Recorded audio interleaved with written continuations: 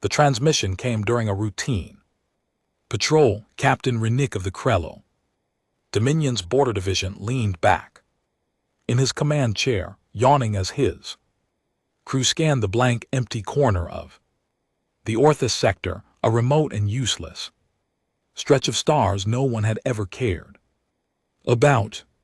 That night, though, the silence was broken. Unregistered vessel entering grid 35. Barked Officer Dren, his long gray fingers tapping across the glass console. No transponder, trajectory linear, slow, deliberate.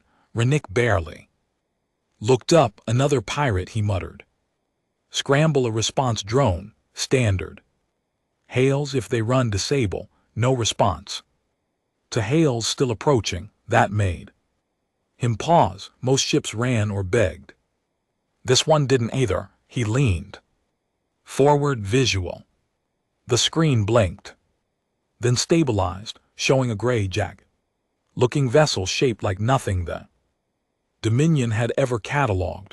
Not sleek, not beautiful, just functional. Thick armor plates, no glowing cores, no insignia, no fear. Renick narrowed his eyes. Patch me through to Central Command. Priority level red. Before the channel could open, the human ship halted mid-space with impossible precision. No drift, no wobble, no movement. It just waited. The Galactic Dominion had existed for over 12,000 cycles. It had consumed hundreds of species, some through diplomacy, most through fire. Their power was not in empathy but dominance, assimilation.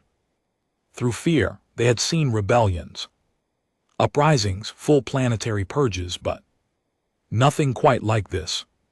In the following days, more human ships arrived, not in fleets but in singles, small vessels, quiet, no weapons, armed. They lingered at key borders, watched, then slowly retreated, only to return again. Farther in, it was deliberate, like probes, like predators learning the habits of prey. Admiral Vorek, an old grizzled tyrant of the outer sectors, called it nonsense. Scouts from a pre-warp civilization. Nothing more, he growled at a council briefing. Crush them and move on. So they did. 3 cruisers were dispatched. Only one came back. It didn't speak. The crew was alive but broken, eyes vacant, jaws trembling, not a scar on their bodies. The ship's logs were blank. No data, no answers, just final message transmitted before the encounter. They just sat there across the galaxy.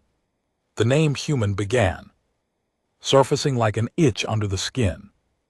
They had no centralized planet recorded, no official language, no culture, and yet patterns were emerging. Trade anomalies, vanishing science outposts, silent beacons, disrupted wormhole lanes. When the Dominion finally captured one after cornering a lone ship in the Verlian belt, they expected a fight. Instead, they found a man. No armor, no weapons, just standing alone inside the dim metallic ship, waiting. They took him without resistance, brought him before the council. Dozens of warlords, scholars, and political elites filled the hall. The human said nothing, didn't flinch, didn't sweat. He was placed in an interrogation room. 3 torturers entered. An hour later, 2 came out vomiting. The 3rd was dead. No wounds, just a face locked in horror. Surveillance showed the human hadn't moved. No strikes, no weapons. He just sat still, staring. Within cycles, something shifted in the air of the Dominion. Empires ran on fear, but this fear didn't come from violence. It came from absence of motive, of threat, of demand. The humans didn't ask for land or treaties or surrender. They simply appeared. They watched, and when provoked, they didn't attack. They vanished. And something always went wrong in the system they left behind. Engines malfunctioned, systems crashed, entire food supplies spoiled in hours. No one ever saw them do anything, but every time the outcome was the same: silence, ruin, collapse. General Telvek, a ruthless war hero, tried to rally strength. "We are the Dominion. They are animals drifting out of their cages. We will make them kneel." He launched a full strike fleet of 400 ships toward Sol 3, the supposed origin of the humans. Only 12 ships returned, and the admiral in charge came back blind. No damage, no physical trauma. He just stared, trembling, whispering the same thing again and again. The stars screamed, then they went quiet. Galaxy began whispering a new fear, not of war but of the quiet ones, not the conquerors but the witnesses, the ones who didn't fight because they knew they didn't need to. And as their silent ships now orbited dozens of core worlds just out of reach, watching, the Dominion finally realized maybe humans weren't calm because they were peaceful. Maybe they were calm because it was already over. It had been 2 standard months since the incident in the Verlian Belt, 2 months since a single human had been captured and brought into the heart of the Dominion. And still no one knew what he was. The man hadn't eaten, hadn't slept, hadn't spoken a single word. He sat in his containment cell, staring at the wall like time didn't mean anything to him. He showed no sign of pain, boredom, or fatigue. The Dominion's top medics confirmed his vitals were steady. His organs showed perfect function, but his brain activity flat in some regions, hyperactive. Others reported chief neurospec sore. There's no pattern, no baseline. It's not normal. It's not even sentient the way we understand it. "Is he drugged?" asked Admiral V, the head of Galactic surveillance. His 3 eyes blinked in unison. "Nervous? No, we've tested everything. No chemicals, no neural implants, no genetic anomalies." Vec turned to the hollow screen. The human still hadn't moved. He'd been sitting like that for 63 days. Not a twitch, not a blink, and somehow the entire Galactic Dominion was more afraid of that man than the fleets surrounding Sol. They called him the passenger, not because he gave a name, he didn't, but because when they first found him, he had no command console in his ship, no weapons, no navigational seat. He was just sitting alone in a steel box, drifting thousands of kilometers through deep space like he was waiting for someone to catch him. The strange thing was his vessel had no propulsion signature. It hadn't used fuel. It hadn't jumped via standard warp lanes. It had just been there, and that terrified the Dominion more than anything. Technology could be fought, weapons could be countered, but this was something else. A High Council meeting was called on Tyranth Prime. 23 of the most powerful figures in the galaxy gathered in the sky chamber, hovering structure wrapped in transparent alloy that gave a full panoramic view of the stars above. Each one had seen war. Each had ordered genocide, executed rebellions, and conquered systems. But now they sat silent. V broke it first. "They don't behave like an empire. They have no demand," said another, one of the reptilian First Corps ministers. "No political doctrine, no spokesperson. They didn't even respond when we destroyed one of their ships last week." Another added, "They just left." "Maybe that's the message," whispered a voice at the edge of the table.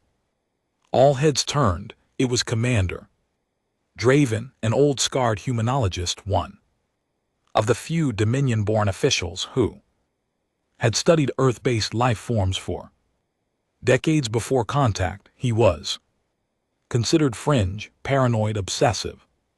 Now he looked vindicated and horrified.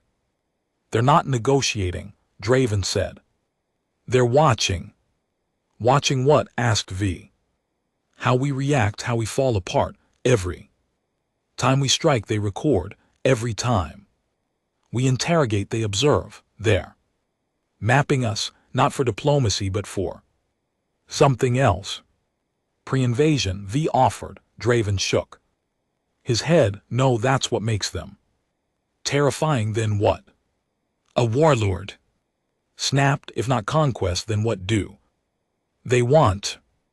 Draven looked up, and in a voice filled with something very close to dread, he answered, "Closure." The human in the cell moved. It happened so fast the guards didn't have time to react. One blink, one instant, and he was standing. No sound, no transition. Just sitting, then standing. The lights in the observation wing dimmed. One of the guards dropped his rifle and vomited. The other began murmuring nonsense about stars collapsing. Security bots initiated counter measures, but their systems crashed before they could lift a weapon. Inside the cell, the human tilted his head and stared straight into the one-way mirror. He couldn't possibly see through it, and yet he did. V, who was watching remotely from the Capitol, froze in place as the human lifted a hand and tapped once on the glass. Tap. That was it. No words, just the softest tap.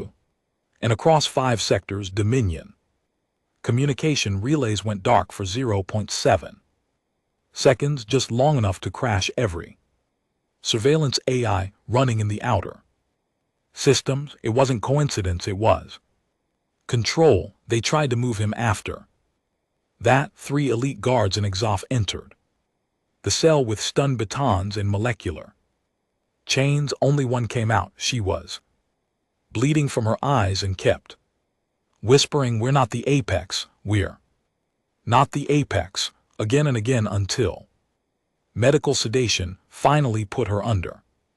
They checked the footage. It showed the human lifting his head once and then nothing. The feet cut for exactly 6.6 seconds. When it returned, 2 of the guards were slumped on the floor and the third was curled in the corner, whispering, "No marks on him, no signs of struggle, just that same blank expression." The human was moved to a floating observation station, entirely remote, automated, orbiting a dead star.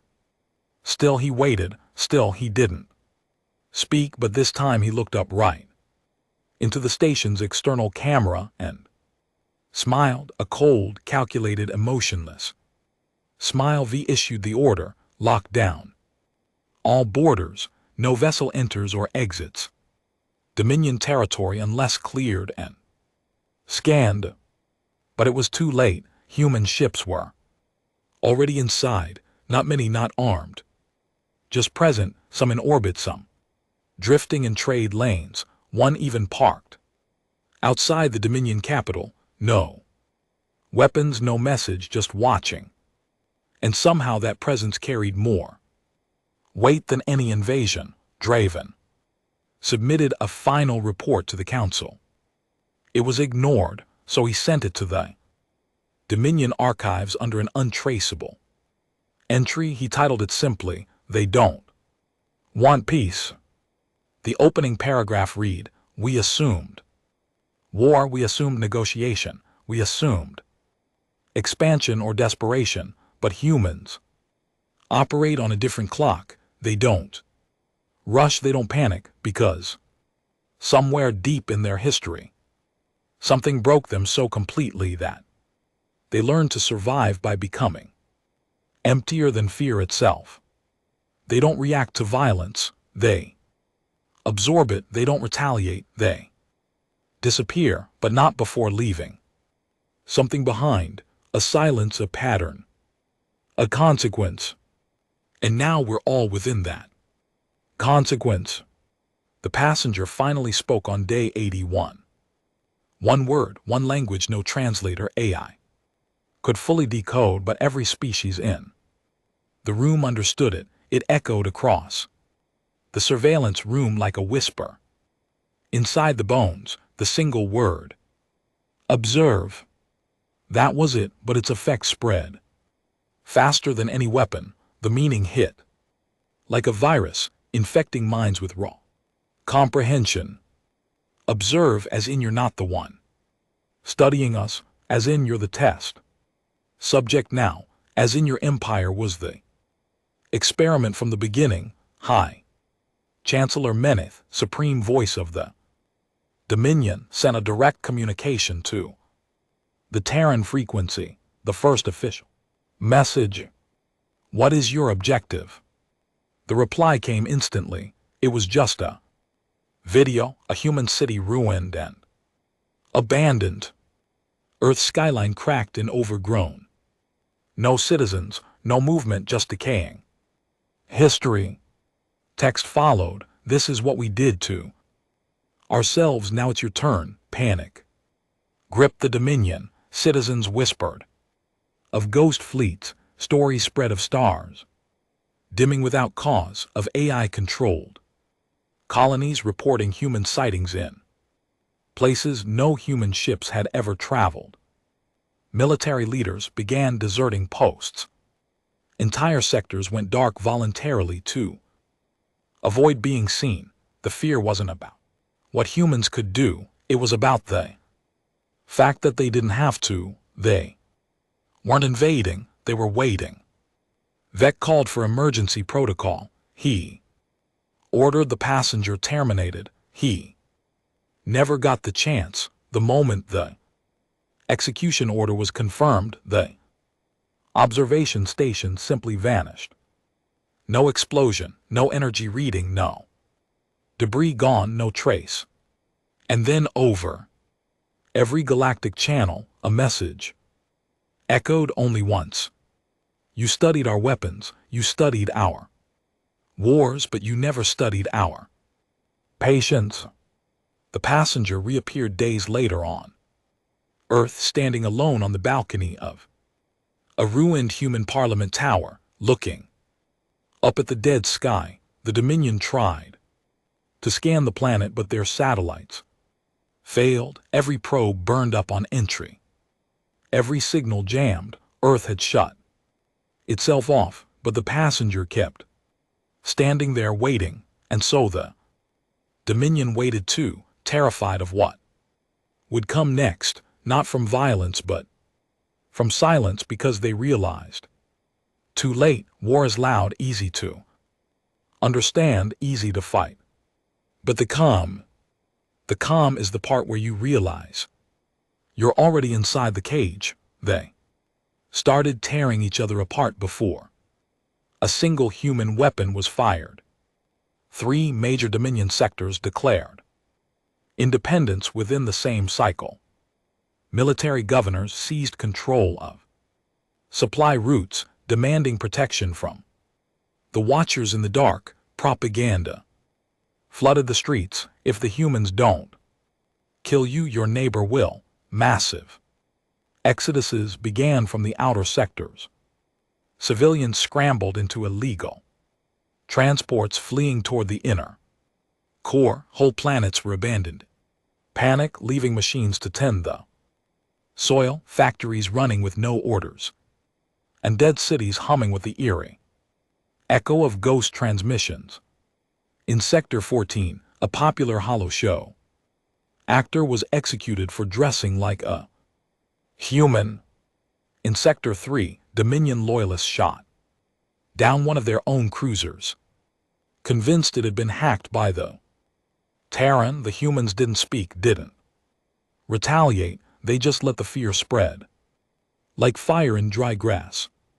Commander Draven, now branded a sympathizer by the High Command, had gone into hiding. He lived in the underbelly of an old transport bay deep. Beneath the crust of Atherayan, a mining moon no one cared about anymore. He hadn't slept in 3 days. His hands trembled as he adjusted the manual. Signal booster, an outdated analog relic. He didn't trust Dominion networks anymore. They were corrupted, infected. Not by code, but by doubt. He recorded a new log.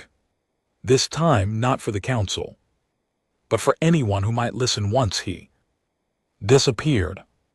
The collapse is internal. The humans don't need to invade because they've already turned our greatest weapon, our fear, against us. We were built on dominance, on compliance. Once that cracks, everything else falls. I don't think the humans want our territory.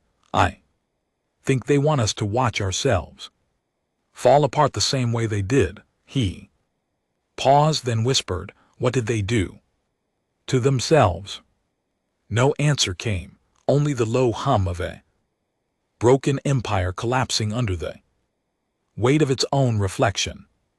The passenger reappeared again, this time not in person but through every screen in the Dominion, every feed, every broadcast, every personal communicator. He didn't say a word. He just looked into the camera for exactly 13 seconds. No background, no context, no message.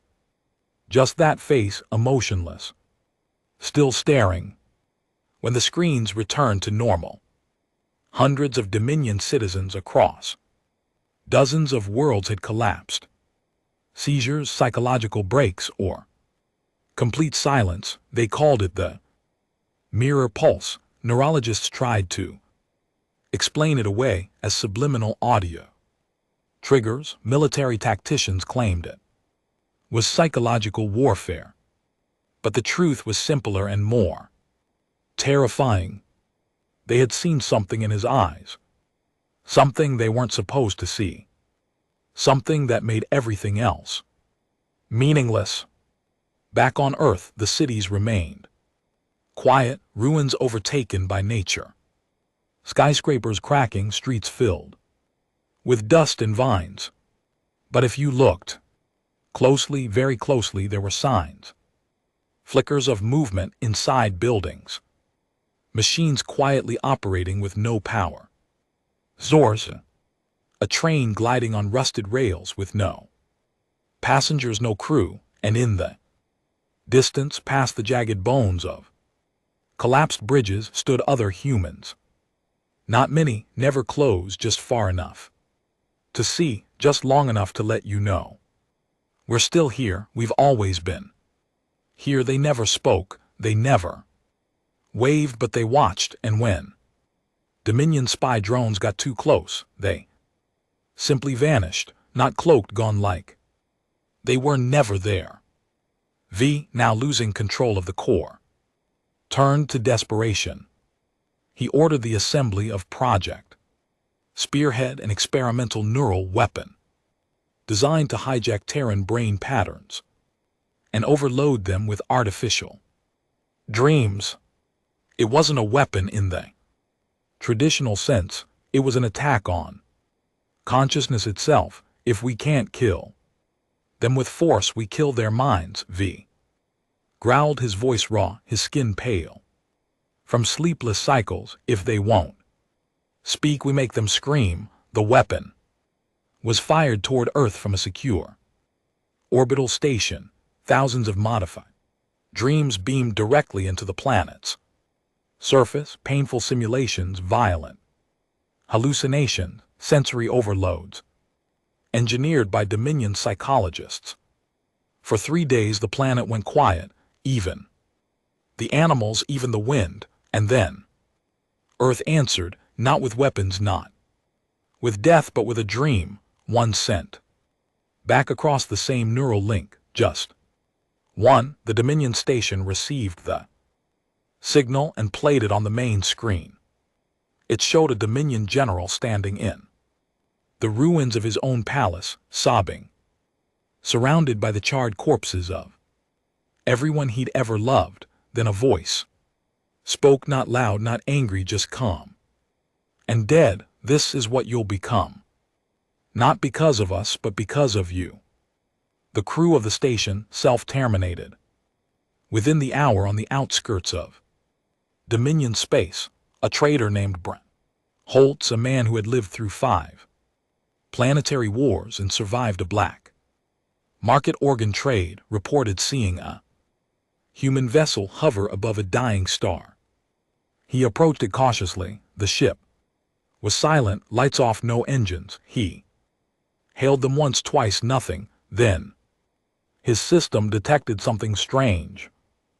Playback loop from the human ship. It wasn't words, it was laughter, human laughter. Not joyful, not deranged, just quiet, low, and tired. Holtz, not easily shaken, dumped his entire cargo and left the sector. He told no one at first, but later, when questioned under stress, he finally confessed, they're not trying to scare us, they're not playing a game, they're just done, and they want us to see what being done looks like. By now, the Dominion had lost contact with over 40 colonies, not attacked, not bombed, just lost. No comms, no signals, no power. And yet every probe sent to investigate showed no signs of damage, no human presence, nothing. But in every data packet recovered, there was always one strange anomaly, a sound loop buried in the final logs, a soft voice whispering over and over, you were never meant to last. Admiral Corv, the last living member of the once mighty Velian fleet, made a final stand in the Pathar cluster. He gathered what ships he could, fortified the system, and prepared for the human invasion. Nothing came. For weeks they waited. Weapons primed, sleep abandoned. Then the stars began to shift subtly, one by one. Constellations changed shape, not dramatically, but just enough to notice. Like the universe itself was rewriting the sky. His crew went mad within days. Some stared out the windows until their eyes bled. Others tried to kill themselves quietly. Corv was found curled in his quarters, whispering, they're not attacking us. They're unmaking the rules we live by. On Earth something stirred. Passenger had left the ruins. He now walked alone through the ash-covered fields outside the capital zone. No armor, no weapon, just a worn-out coat and boots caked in dust. Behind him, others followed, more humans, men, women, even children. But they didn't speak, they didn't need to, because every Dominion scanner that locked onto them simply returned one word: witness. The Terran weren't the threat, they were the reminder, a warning written in flesh and silence, a message that echoed louder than war. This is what happens when you build everything on fear. This is what happens when you forget what suffering feels like. This is what happens when you lose your soul and think your throne will save you. Back in the Dominion capital, V sat alone in the Grand Command Hall. The council was gone. No one had come to work in days. The power flickered. The sky above the dome had turned black, not dark black, a void. Stars should have been, and then on every wall, across every screen, across every broadcast system, the passenger's face one last time. He said nothing. He didn't need to, because in the final moments V finally understood that humans didn't survive because they were stronger. They survived because they accepted death. They looked into the abyss, let it inside, and didn't flinch. And now they were the abyss. Dominion didn't fall in battle. It fell in silence. It unraveled from the inside out, choked by its own arrogance and the creeping realization that its gods had never existed, only ghosts wearing skin. Humanity didn't win. They didn't need to. Because winning was a concept for empires, and humanity had moved on from such things long ago. Dominion was no longer an empire. It was a carcass, a breathing, twitching body that hadn't realized it was already dead on the surface. Government structures still stood, fleets still floated, bureaucrats still sent orders across fractured systems, but underneath chaos, paranoia, abandonment, and the haunting sense that something was always watching. Trade routes had gone silent, entire populations vanished without a trace. Communication networks were severed not by human interference, but by internal collapse. The machines turned on themselves, AI matrices self-sabotaged. Starports launched themselves into black space with no navigation. Their crews screaming as they disappeared into nothing. Not a single human touched them. They didn't need to. They were past violence now. Commander Draven resurfaced after 2 months in hiding. No longer part of the Dominion, he was just a man among survivors, wandering between broken colonies and refugee ships. People whispered his name like he was cursed. He wasn't a soldier anymore, just a man trying to find answers before the dark took them all. He boarded a cargo freighter, headed toward the outer veil, a forgotten edge of space where the Dominion had long ago built deep science stations. Most had been left to rot when the war ended. Now maybe they held something untouched, something that hadn't been watched. The pilot didn't ask questions. No one did anymore. Everyone just moved quiet, hollowed like ghosts pretending to still be alive. Station Val 19 floated above the cracked planet of Ilreth.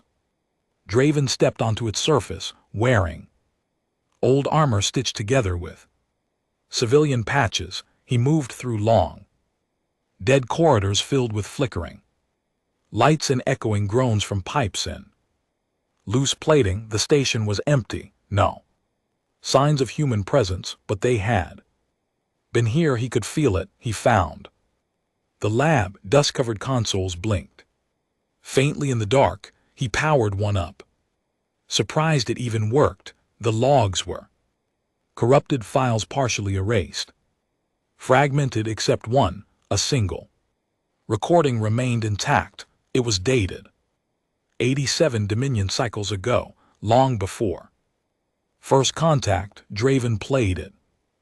Woman's voice spoke in a clear, calm tone. We made contact not with humans. Not yet, but with what came before them. They were silent too, still observers, waiting for someone else to reach their level of ruin. I think they chose humanity. I think they gave them something we were never meant to have. A kind of patience that bends time. The humans didn't build that calm. They inherited it. The video cut off with static. Draven leaned back in his chair.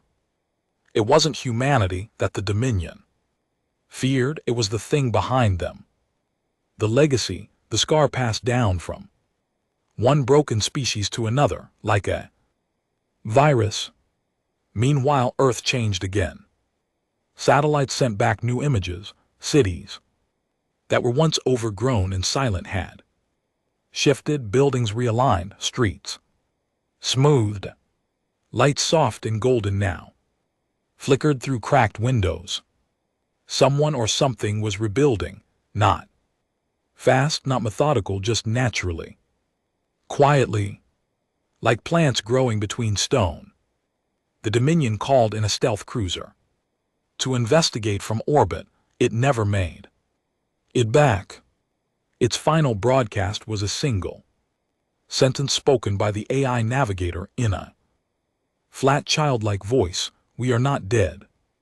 We are just done speaking, back in the Dominion core, what remained of leadership had splintered into three factions. One, the purifiers, fanatics, who believed humanity was a test sent by the stars, their solution, cleanse all remnants of sentient life until only pure logic remained. They began sterilizing outer worlds in secret. The absorbers, former scientists in tech, elites who believed humanity could be reverse engineered. They built grotesque human-machine hybrids using scraped tan, DNA, and Dominion biology. None survived more than a week. Most begged for death within hours.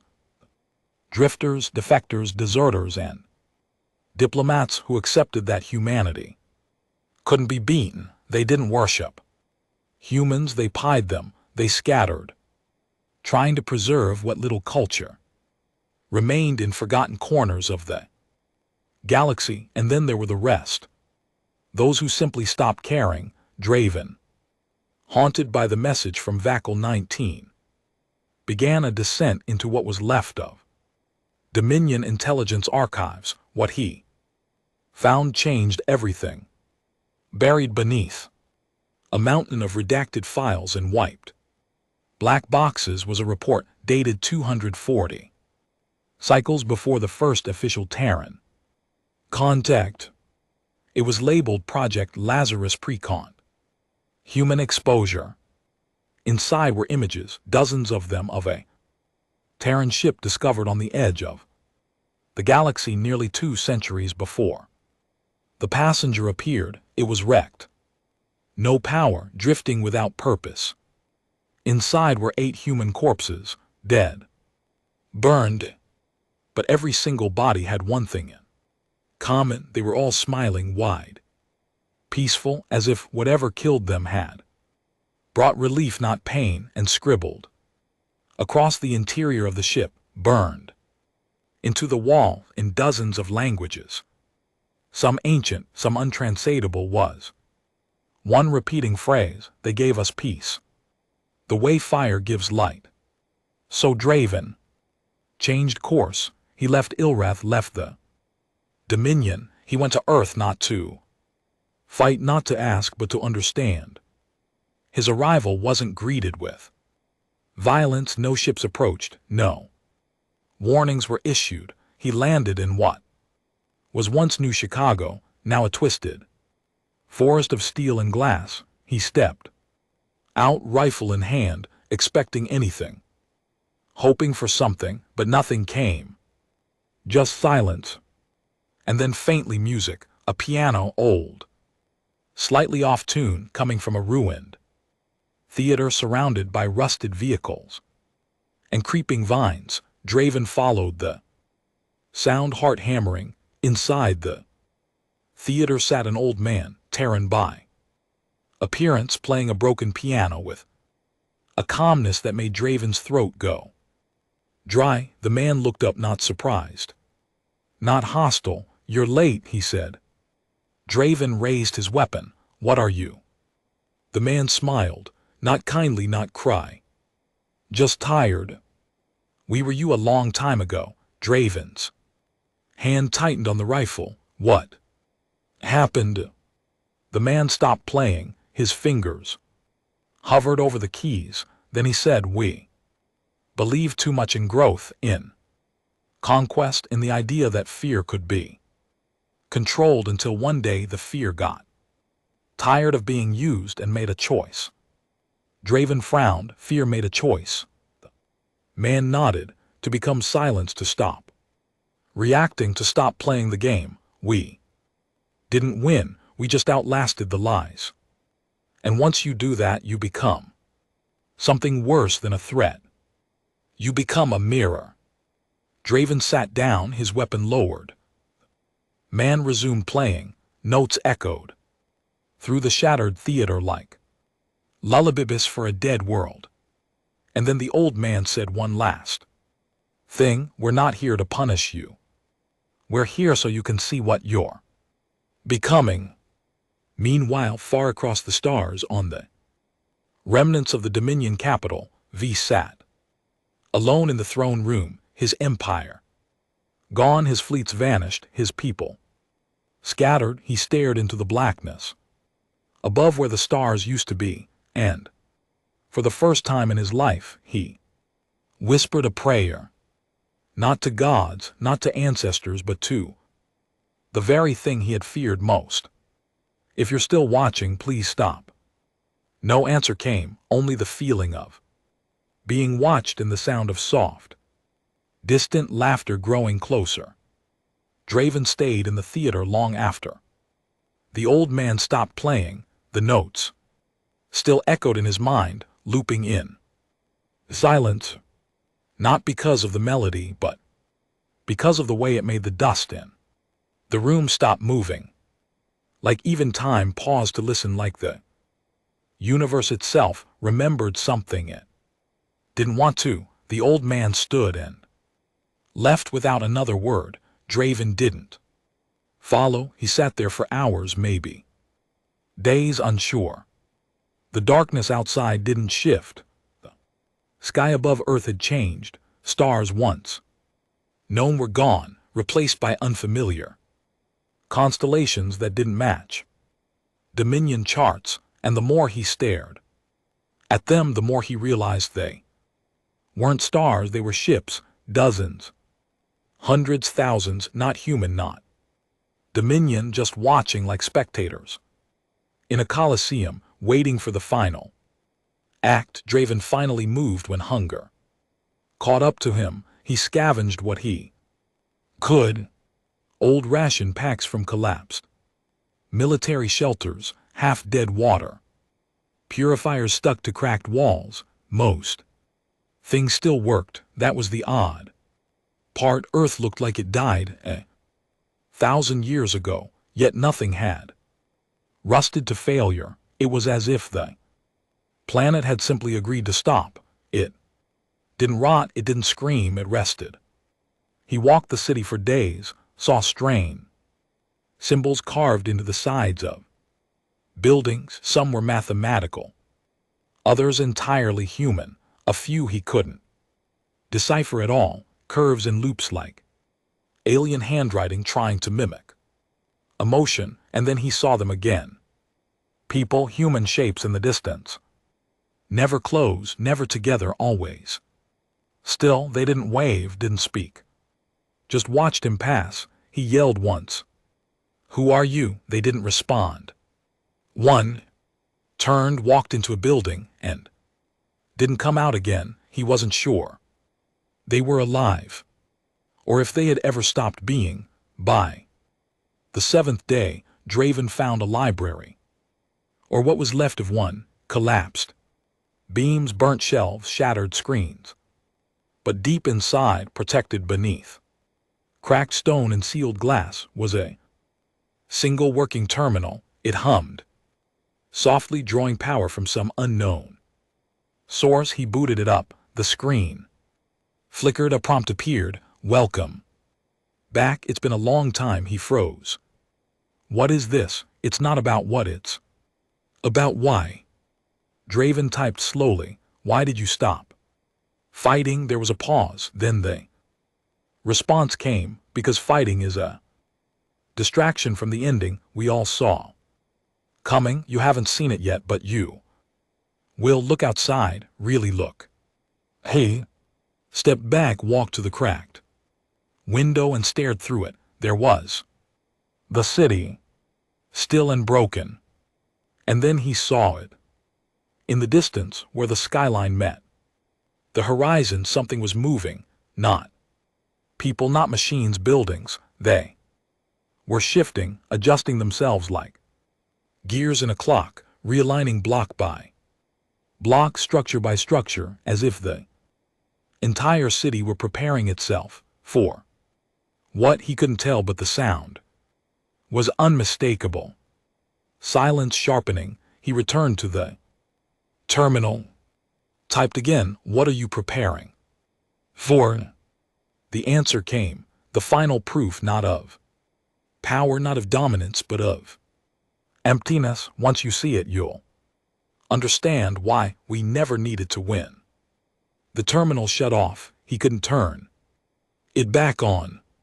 That night he slept beneath the remains of the library roof, and for the first time since arriving on Earth, he dreamed not of battles, not of screaming planets. He dreamed of an empty chair, a dark room, a chair facing him and something sitting in it, not a person, not a monster, just a presence waiting. Back in what remained of the Dominion, silence was no longer rare, it was ritual. Entire command sectors had gone quiet. Voluntarily, admirals and governors issued pause orders, locking down military protocols and retreating from systems they once ruled. No battles had been fought, no weapons fired, but the Dominion was now only 30% operational. The rest had either gone dark or defected. Factions turned against one another, not for control, but because no one wanted to be the one left last. The ones who resisted didn't get killed, they got watched, and that was worse because the human ships didn't come to conquer, they came to observe, and when they lingered too long, systems started to break. Gravity anomalies, biological aging out of sync, quantum clocks misfiring, reality becoming less cooperative. It wasn't technology, it was something else, presence, like humanity had become so detached from the rules of existence. They no longer followed them but bent them just by existing. High Marshal Envir, one of the last active Dominion fleet leaders, ordered a full-scale strike on Earth. He gathered the remnants of the 7th Armada along with rogue mercenary fleets and unregistered AI weapon systems.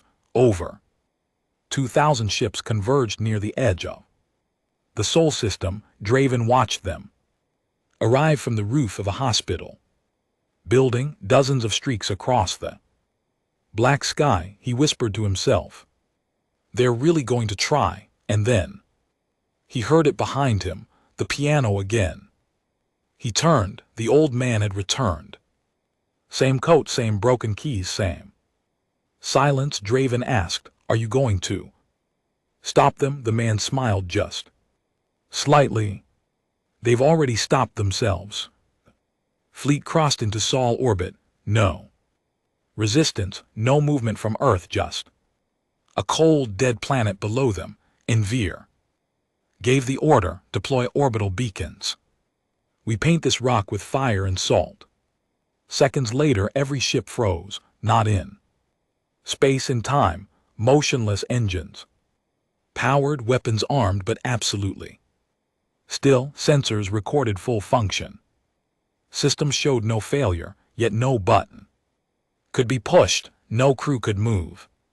And Verse stared into the viewer. The stars were gone, replaced by the same face now haunting every Dominion officer. The passenger, he stood not in a ship, not in a station, but in their minds, unblinking, unfailing, not threatening, just present, like the universe had decided to grow a conscience, and it had chosen the face of a man who had seen too much. Envir tried to speak. No sound came. He tried to move. His hands wouldn't respond. His crew screamed, but no voices escaped. And then, without warning, the ships began to drift slowly backwards away from Earth. And then, one by one, they vanished, not exploded, not teleported, just erased, as if they had never been real. Draven watched the sky go still. Again, he turned to the old man. "What are you?" he asked. The old man's smile faded. For the first time, he looked tired, exhausted beyond words. "We're the aftermath," he said. "Smoke after the fire, the echo after the scream." He looked up, and Draven followed his gaze. In the sky above, the stars slowly realigned. Not randomly, they were spelling. Something, he couldn't read it, but he could feel it, a message not meant for minds but for memories, and deep inside, Draven finally understood. The humans weren't watching because they wanted revenge, they were watching because someone had once watched them. Vo.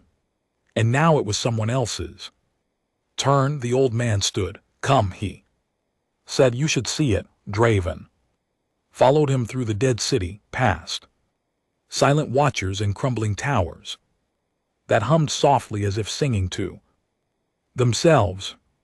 They arrived at what once was the heart of Earth's capital, a massive crater, surrounded by stone and wire, and silent, in the center sat a chair, old, wooden plane facing nothing. The man gestured. Sit. Draven hesitated. Why? The old man smiled again. You've been running from the silence your whole life. It's time you listen. Draven sat. The moment he did, the world changed. The stars fell away. The city vanished. He was alone in a void, and across from him, in another chair, sat the passenger, not smiling, not scowling, just waiting. And then the passenger leaned forward and whispered, "Now do you understand why calm is scarier than war?" He sat in that chair, and time lost meaning, not minutes, not hours, not cycle, just stillness. Draven blinked once, and the world changed. He blinked again, and the passenger was gone, not vanished, just absorbed into the void around him, as if he had never been a separate thing at all. There were no walls, no floor, just endless black.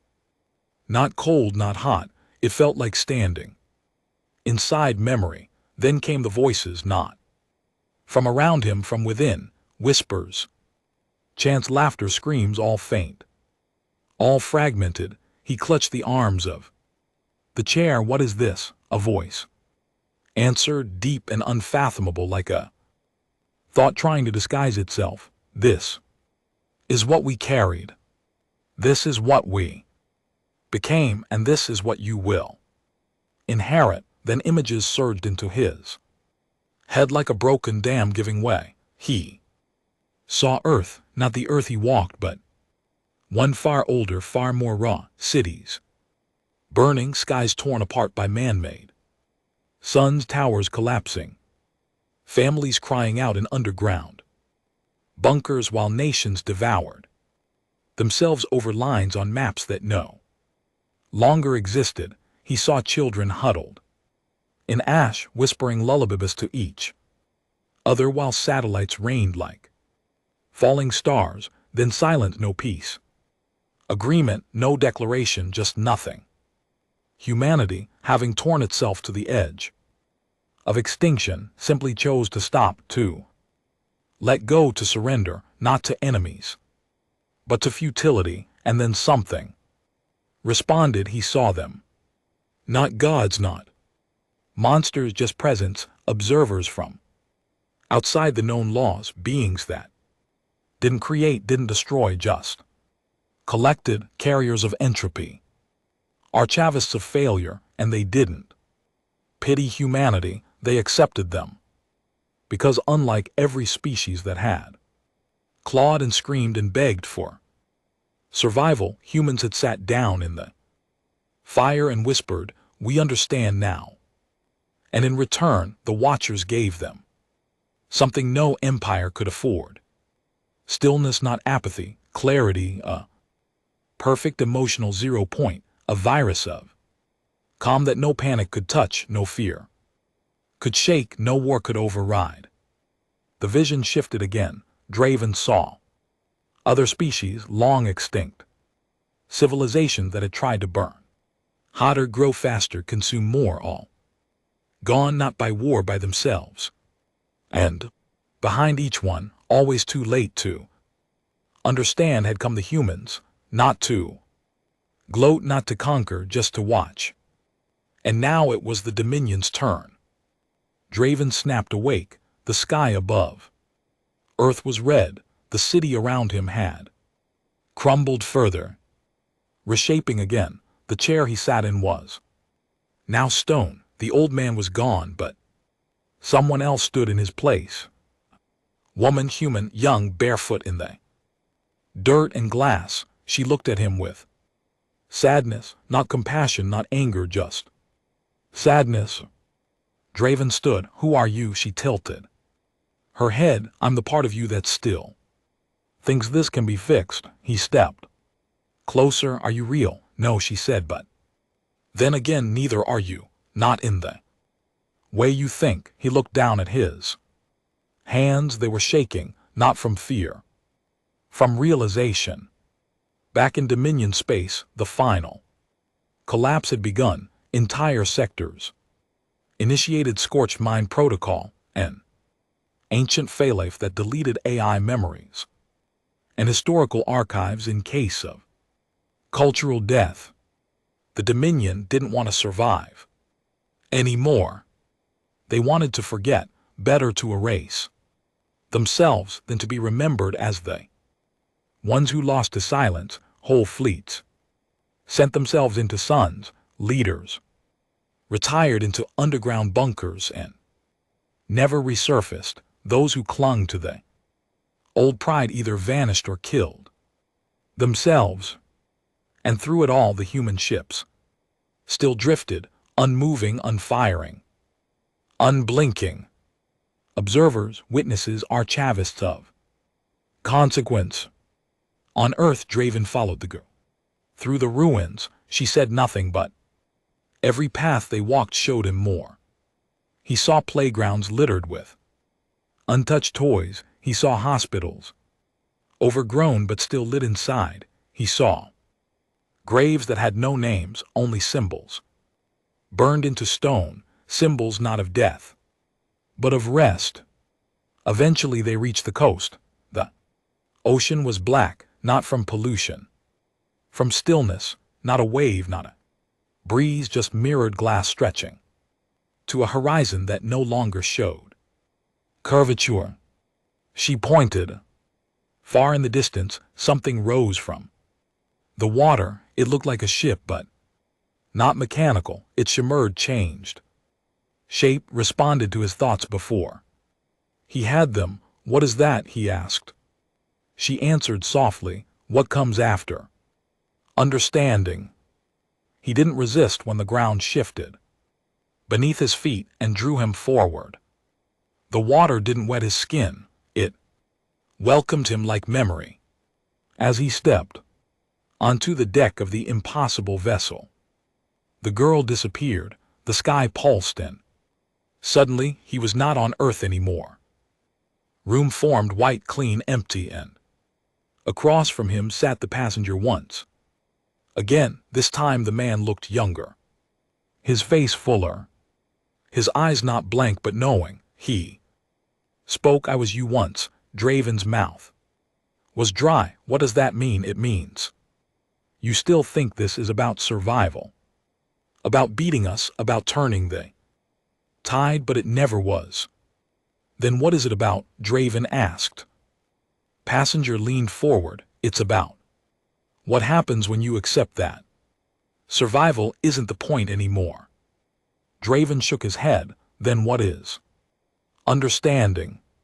He said, not peace, not war, just understanding what you were and what you're about to become. He stood, walked to a wall that became a screen. It showed the Dominion capital, empty now, dust blowing through abandoned corridors, a single child walking through the rubble humming. No soldiers, no machines, just echo.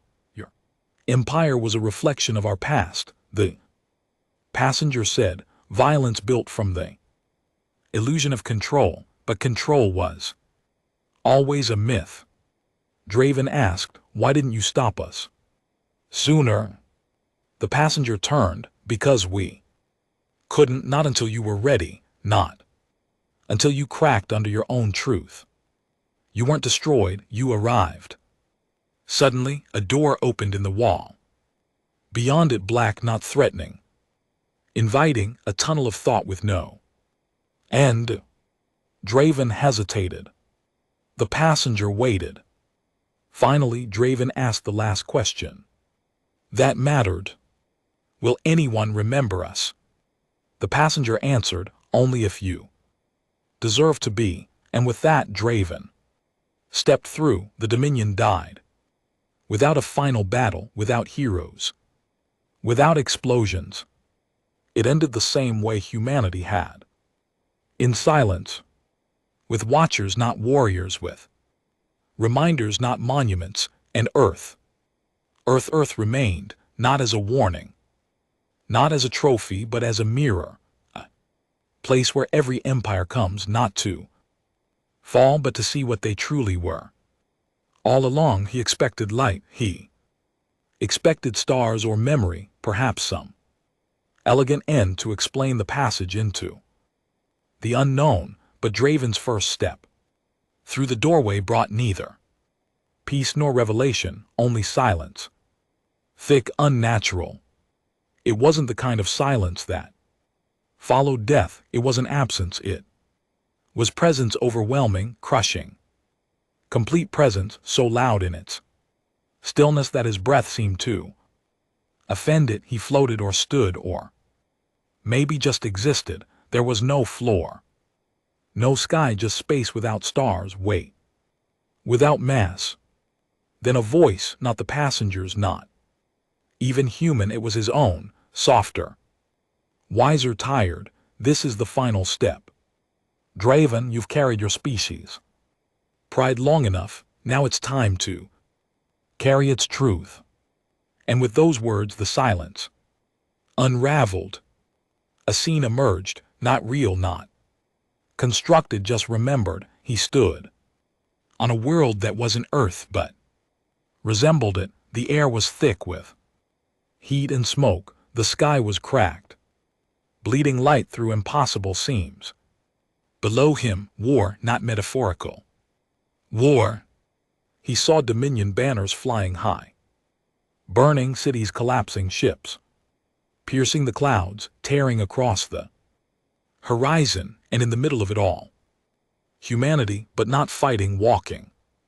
Calm, unarmored, unarmed, just walking through the chaos like it wasn't even happening. Dominion troops opened fire. On sight, the humans didn't run, didn't raise hands, didn't even blink, and somehow the shots missed. Every round curved midair, every laser diverted by invisible forces, every assault swallowed by the weight of something unseen. It was like existence refused to let them be harmed. Draven watched as one Dominion general fell to his knees, screaming, clawing at his own chest. He cried, "They're not fighting, they're judging." The humans said nothing. They just kept walking. Then the world shifted again.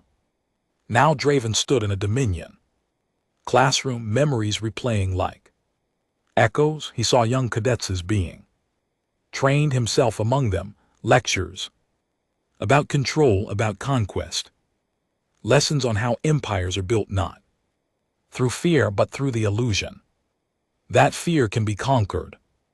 One instructor had said, power belongs to those who never flinch.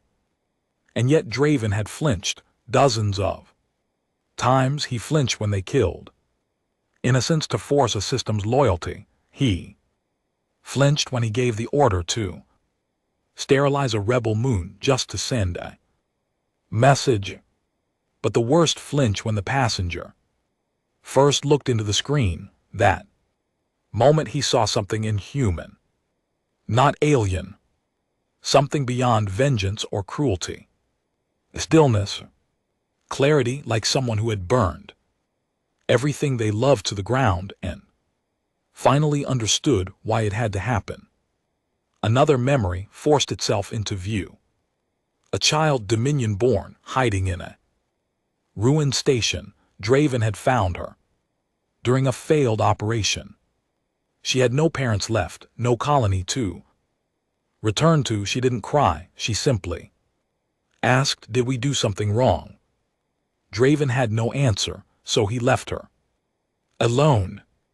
And now he understood why she didn't scream, why she didn't fear him. She had already met one of them, back in the void. The scene faded. He stood before mirror, not metaphorical, a real mirror. It showed his face, aged, cracked, weary. Then the reflection moved differently. It smiled, not cry, but with recognition. Then the mirror spoke in the passenger's voice. Empires fall because they forget what they truly are. You weren't the first, you won't be the last, but you may be the one who understands before the end. Draven stepped forward, touched the mirror, and it shattered, not into glass but into stars.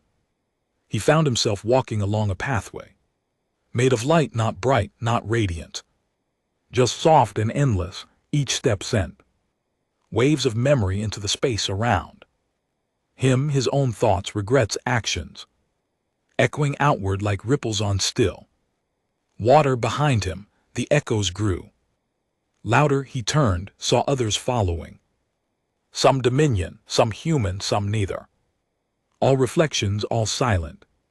He asked, where does this go? A voice beside him now answered, to the place beyond empire, the place beyond winning, the place beyond self. He turned to see the old man again, older now, wrinkled beyond recognition, eyes so deep they felt like tunnels through time. Why are you always here? Draven asked. The old man chuckled, because someone always has to be. The path ended at a cliff.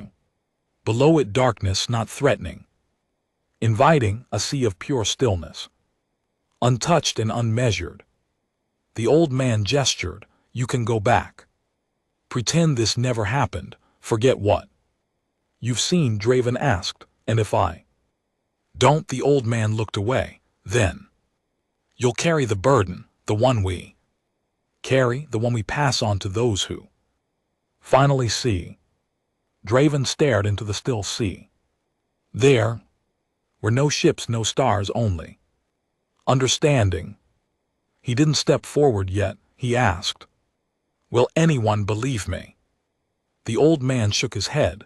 They never do. Draven sat at the cliff's edge, felt the pull of memory, the exhaustion of knowing, and then something happened. The silence shifted, not broken but altered. Something new entered the stillness. Hope, not as salvation, not as victory, but as acknowledgement. A whisper that said, you weren't alone in your failure. And somehow that was enough. Across what remained of the galaxy, a strange thing occurred. The human ships began to leave one by one, quietly, without reason or farewell. No message, no announcement, just departure. Some drifted into black holes, some vanished in real time, like erasing chalk from a wall.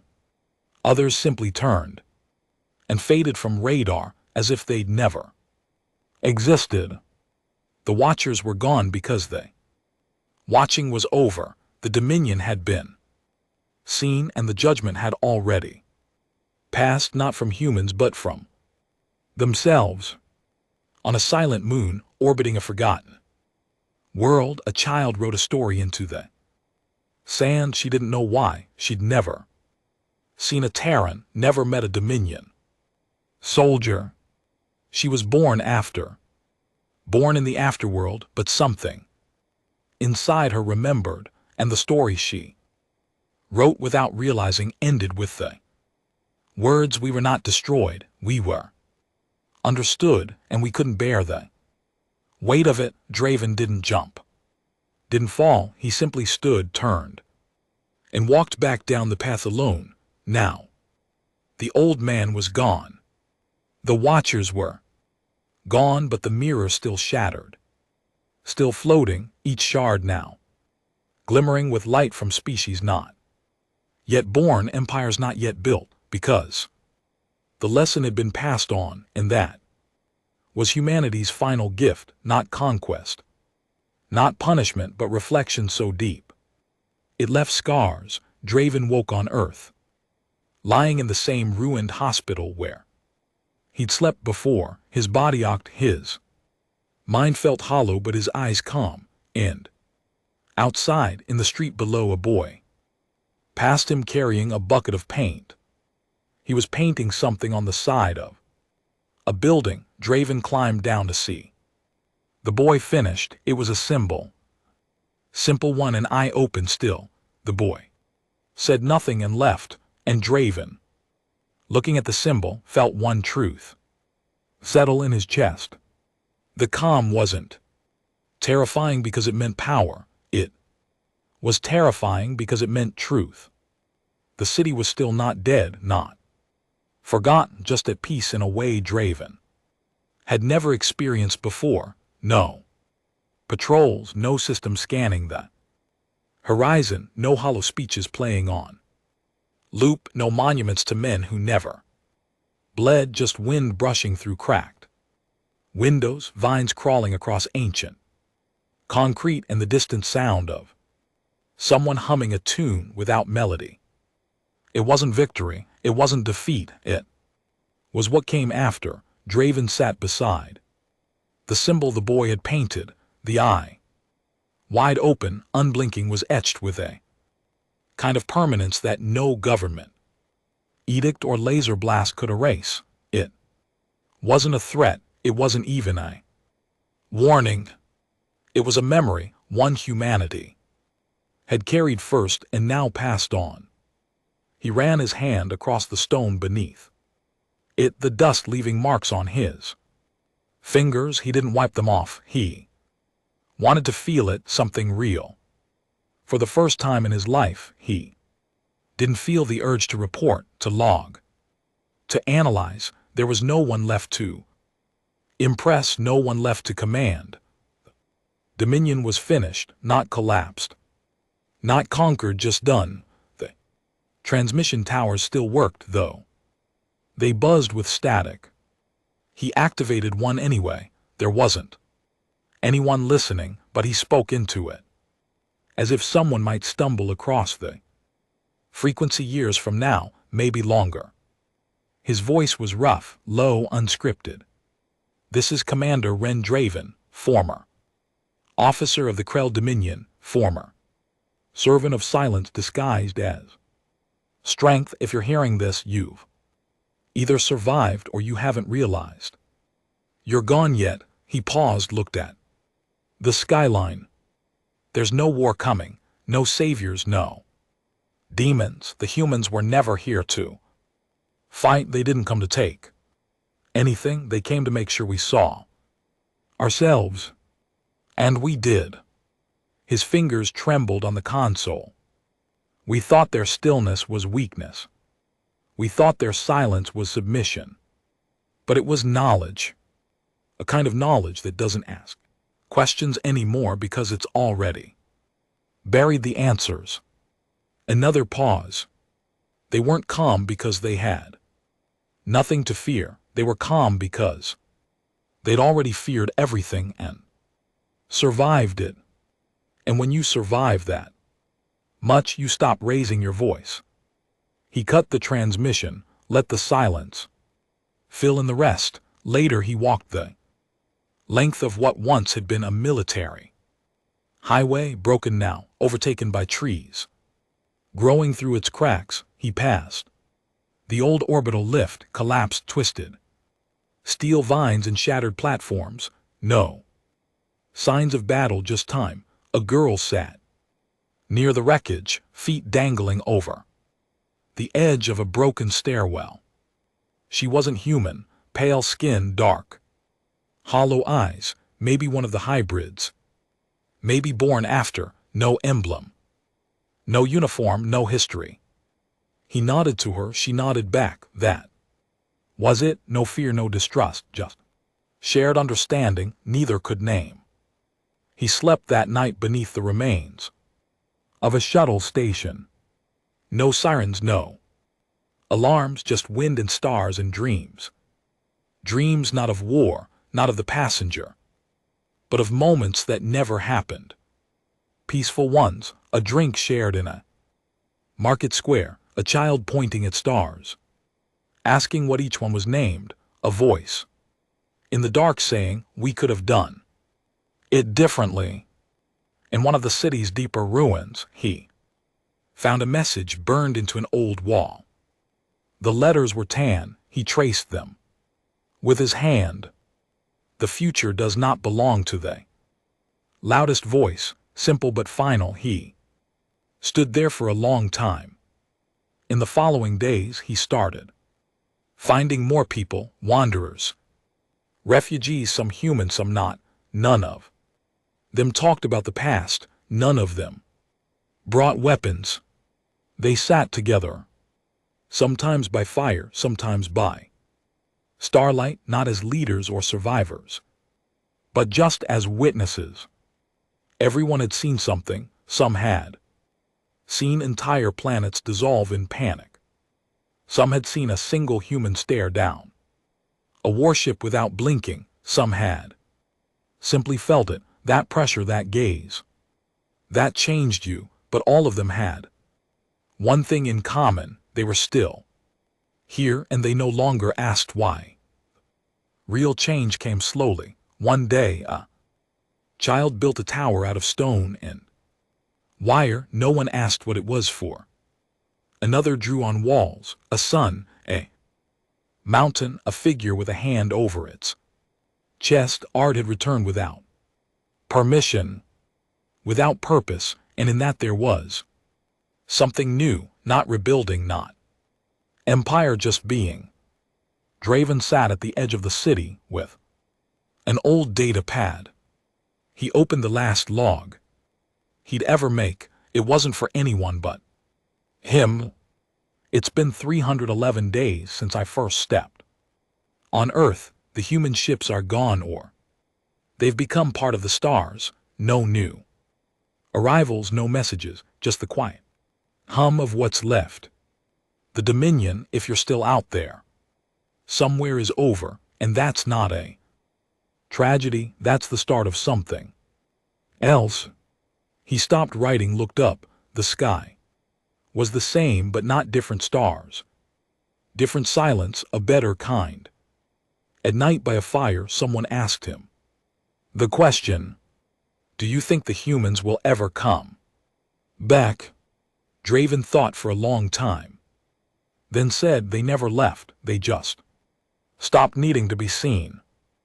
That was the last time anyone asked about them, not because they forgot, because the question had already been answered. Years passed, cities became villages, villages became whispers. Some left Earth, some stayed, but the story remained, not as fear, but as a reminder. Carved into the back of memory, the calm had come, it had judged, it had passed. And those who remained were no longer afraid of it. They understood it, they lived with it, and when one of them died, they were buried without monuments or names, only a small mark above the grave, a circle, an open eye, a symbol of what had been witnessed and what could not be forgotten. Draven died on the 19th day. He died in his sleep. No one heard him leave. No one found a body, only a jacket folded on a chair near the coast, and a message etched into the stone beside it. Calm is terrifying, not because it is quiet, but because it speaks when everything else has stopped making sense, and far above, orbiting a dead star in a system no longer mapped, Terran ship still drifted, lights off, engines cold, inside empty chairs, untouched consoles, a piano with one broken key, and on the wall scratched with something far older than a blade. You are not the first, you are not the last, but now you